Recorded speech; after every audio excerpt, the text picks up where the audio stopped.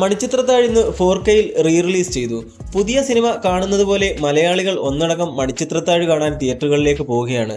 ഇപ്പോൾ എൻ്റെ ശ്രദ്ധയിൽപ്പെട്ടത് മണിച്ചിത്രത്താഴ് പണ്ട് 7ാം ക്ലാസ്സിൽ പഠിക്കുമ്പോൾ കണ്ട ഒരു പഴയ ആരാധിക ഇപ്പോൾ ഒരു കുറിപ്പെഴുതിയത് വളരെ ഇൻട്രസ്റ്റിംഗ് ആയിട്ട് തോന്നി.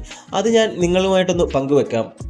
7ാം ക്ലാസ്സിൽ പഠിക്കുന്ന സമയം അന്നൊരിക്കൽ ദൂരദർശനിൽ മോഹൻലാൽ സിനിമ വരുന്നുണ്ട്, കാണാൻ പോകണമെന്ന് അമ്മയും ചേച്ചിമാരും പറഞ്ഞു. ശക്തിമാനൊക്കെ കണ്ടു നടക്കുന്ന എനിക്കും അതിലൊരു കൗതുകവും ആവേശവും തോന്നി. ഒടുവിൽ അയൽപ്പക്കത്തെ വീട്ടിൽ കുഞ്ഞ് കളർ ടിവിയിൽ തെളിഞ്ഞു വന്നു സ്വർഗചിത്ര അപ്പച്ചൻ അവതരിപ്പിക്കുന്ന മണിച്ചിത്രത്താഴ്. ടൈറ്റിലിനൊപ്പം തൃശൂലം പോലിരിക്കുന്നൊരു പൂട്ടും. എൻ്റെ കണ്ണുടക്കിയത് ആ താഴിലേക്കാണെന്ന് പറയേണ്ടതില്ലല്ലോ. പിന്നാലെ അക്കുത്തിക്കു താനക്കൊമ്പിൽ എന്ന് തുടങ്ങുന്ന പാട്ടിനൊപ്പം ഓരോ അണിയറ പ്രവർത്തകരുടെയും പേരുകൾ എഴുതി വന്നു. കൗതുകത്തോടെ അതെല്ലാം നോക്കിക്കണ്ടു. ഉണ്ണിത്താൻ്റെ ഒരു ശ്ലോകത്തോടെ തുടങ്ങിയ സിനിമ ഓരോ നിമിഷവും കഴിയുമ്പോഴും ആവേശത്തോടെ ഞാൻ കണ്ടിരുന്നു. ശ്രീദേവിയും നകുലനും ഗംഗയും ഡോക്ടർ സണ്ണിയും കാട്ടുപറമ്പനും തമ്പിയും ബ്രഹ്മദത്തൻ നമ്പൂതിരിപ്പാടും കിണ്ടിയും അല്ലിയും ഫാസുര കുഞ്ഞമ്മയും മഹാദേവനും ഉണ്ണിത്താനും തുടങ്ങി ഓരോ കഥാപാത്രങ്ങളും സീനുകളും പാട്ടുകളും ആ 7ാം ക്ലാസ്സുകാരിയോട് ഇഷ്ടം കൂടി. ഗംഗ നാഗവല്ലിയായി മാറുന്നത് കണ്ട് ഞെട്ടി പേടിച്ചു വിറച്ചു. കരഞ്ഞുകൊണ്ട് അമ്മയെ കെട്ടിപ്പിടിച്ചു. ആ ഒരു അനുഭവം മറ്റൊരു സിനിമ കണ്ടിട്ടും പിന്നീട് എനിക്കുണ്ടായിട്ടില്ല. അന്ന് മുതൽ മണിച്ചിത്രത്താഴ് എന്ന സിനിമ മനസ്സിൽ കയറി കൂടിയതാണ്. പിന്നീട് പ്രായം കൂടുന്തോറും ആ സിനിമ ആവർത്തിച്ച് കണ്ടുകൊണ്ടേയിരുന്നു. എട്ടും പൊട്ടും തിരിയാത്ത പ്രായത്തിൽ കണ്ടിരുന്ന കഥാപാത്രങ്ങൾ ആരൊക്കെയാണ് അവതരിപ്പിച്ചതെന്ന് മനസ്സിലായില്ല. സിനിമയുടെ മറ്റ് അടരുകൾ, സൈക്കോളജിക്കൽ എലമെന്റ്, ആസ്വാദന തലങ്ങൾ എല്ലാം മാറിക്കൊണ്ടിരുന്നു. പക്ഷേ ആ 7ാം ക്ലാസ്സുകാരി ആദ്യം കണ്ടപ്പോഴേ തിരിച്ചറിഞ്ഞ ഒരു മുഖമേ ഉള്ളൂ. അത് മോഹൻലാലിൻ്റെയാണ്, ലാലേട്ടൻ.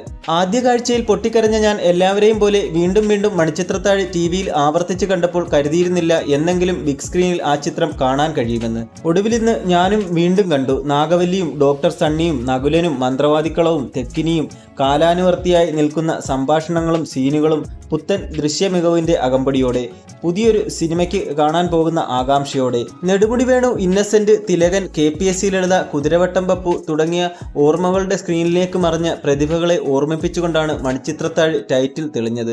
പകരക്കാരാകാൻ മറ്റാർക്കും കഴിയില്ലല്ലോ, അവർക്കു തുല്യം അവർ മാത്രമെന്ന തോന്നലിലാകണം ഓരോ പ്രേക്ഷകനും ദീർഘനിശ്വാസത്തോടെ അവരെ ഓർത്തെടുക്കുന്നുണ്ടായിരുന്നു.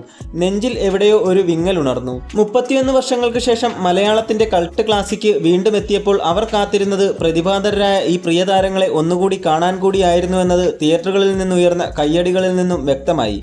മനോഹര ഗാനങ്ങളും പശ്ചാത്തല സംഗീതവും ഒരുക്കിയ സിനിമയുടെ ഗാനരചയിതാക്കളായ ബിച്ചു തിരുമലയും സംഗീത സംവിധായകരായ MG രാധാകൃഷ്ണനും ജോൺസണും നമുക്കൊപ്പമില്ല എന്നതും സങ്കടപ്പെടുത്തി. ആദ്യ സൃഷ്ടിക്ക് ഒരു കോട്ടവും തട്ടാത്തവണ്ണം മികവാർന്ന രീതിയിലാണ് പുത്തൻ സാങ്കേതികവിദ്യ സിനിമയിൽ ഉൾക്കൊള്ളിച്ചിരിക്കുന്നത്. കണ്ടും കേട്ടും പഴകിയ പശ്ചാത്തല സംഗീതവും പാട്ടുകളും തിയേറ്ററിൽ സമ്മാനിച്ചത് ചെറുതല്ലാത്ത ആവേശവും സിനിമാനുഭവവും. ഓരോ മലയാളികൾക്കും മനപ്പാടമാണ് മണിച്ചിത്രത്താഴിലെ സംഭാഷണങ്ങളും സീനുകളും.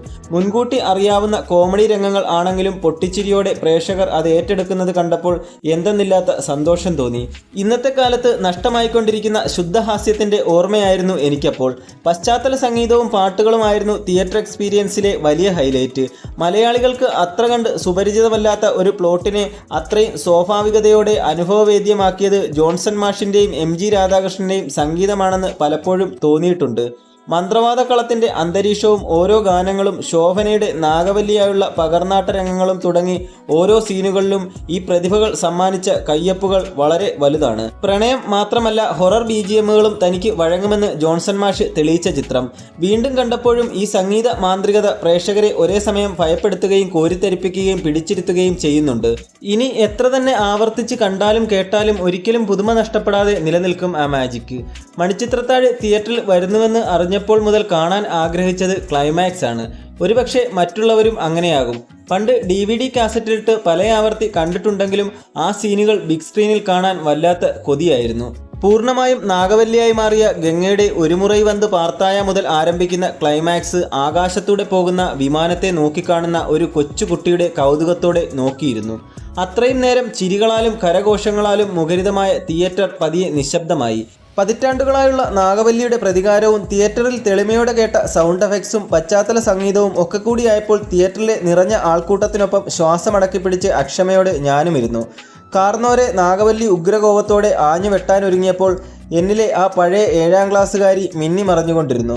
പതിയെ മുഖം പൊത്തി വിരലുകൾക്കിടയിലൂടെ ക്ലൈമാക്സ് കണ്ടു.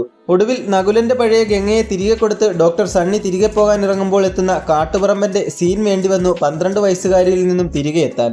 വരുവാനില്ല ആരും ഈ പശ്ചാത്തലത്തിലും സണ്ണിയെ കാണാൻ ഓടിയെത്തുന്ന ശ്രീദേവിയും പുതുജീവിതം നയിക്കാൻ പോകുന്ന ഗംഗയും നകുലനും യാത്ര പറഞ്ഞിറങ്ങുമ്പോൾ എൻ്റെ ഉള്ളിൽ ഒരു കാര്യം മാത്രം: ഇനി ആർക്കും ഒരിക്കലും ആവർത്തിക്കാനും അനുകരിക്കാനും സാധിക്കാത്ത ദൃശ്യവിസ്മയമാണ് മലയാളത്തിൻ്റെ മണിച്ചിത്രത്താഴ്. അത്രയ്ക്കുണ്ട് ഫാസിൽ എന്ന സംവിധായകനും മധു മുട്ടമെന്ന തിരക്കഥാകൃത്തും കൂടി സമ്മാനിച്ച ഈ ബ്ലോക്ക് ബസ്റ്റർ ചിത്രം. ഇനി എത്ര തലമുറകൾ മാറി മാറി വന്നാലും മലയാളത്തിൻ്റെ കൾട്ടായി മണിച്ചിത്രത്താഴും നാഗവല്ലിയും തെക്കിനിയുമെല്ലാം പുതുമ നഷ്ടപ്പെടാതെ നിലനിൽക്കുക തന്നെ ചെയ്യും. ഈ ഒരു കുറിപ്പ് വായിച്ചു കഴിഞ്ഞപ്പോൾ എൻ്റെ മനസ്സിലും ഞാൻ കുട്ടിക്കാലത്ത് മണിച്ചിത്രത്താഴ് ഒരുപാട് വട്ടം കണ്ട പല സംഭവങ്ങളും ഇങ്ങനെ ഓർമ്മ വന്നു. അതിലൊന്നാണ്, ഞാനൊരു പ്രാവശ്യം ഓണത്തിന് ടി വിയിൽ നല്ല സിനിമകൾ ഏഷ്യാനെറ്റിലും സൂര്യയിലുമൊക്കെ ഉണ്ട്. അപ്പോൾ ഞാൻ മണിച്ചിത്രത്താഴ് ഓൾറെഡി 10-15 വട്ടം കണ്ടു കഴിഞ്ഞിട്ടുള്ള ഒരു സിനിമയാണ്.